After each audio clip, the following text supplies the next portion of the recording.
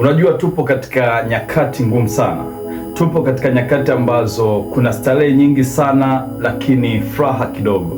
Tupo katika kipindi ambacho kuna nyumba nyingi za ibada, lakini wenye imani wachache. Tupo katika kipindi ambacho madaktari ni wengi sana, lakini wenye afya wakiwa wachache. Tupo katika kipindi ambacho wenye elimu ni wengi sana, lakini matatizo ni mengi. Kipindi ambacho wenye degree ni wengi, wenye uelewa ni wengi, lakini tafakari ikiwa ndogo. Tupo kwenye kipindi ambacho majumba ni makubwa sana, lakini familia ni ndogo.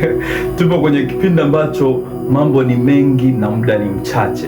Tupo kwenye kipindi ambacho watu wanasafiri mpaka kwenye mwezi, lakini ni ngumu kusafiri hatua 10 kwenda kumwona baba na mama.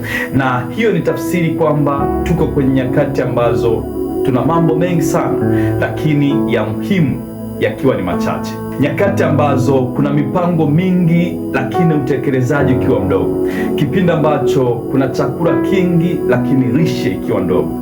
Kipindi ambacho watu wananunua vitu vingi, lakini wakifurahia vichache. Kipindi ambacho watu wana marafiki wengi, lakini upendo ukiwa ni mdogo sana.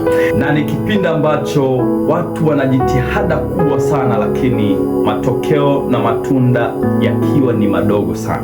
Ni vema ukazitafakari hizi nyakati na ukakubali kumkabidhi Mungu maisha yako, akawa kiongozi wa maisha yako katika nyakati zote, kwa maana unaweza kuwa na kila kitu kwenye maisha haya, lakini yote yakawa ubatili.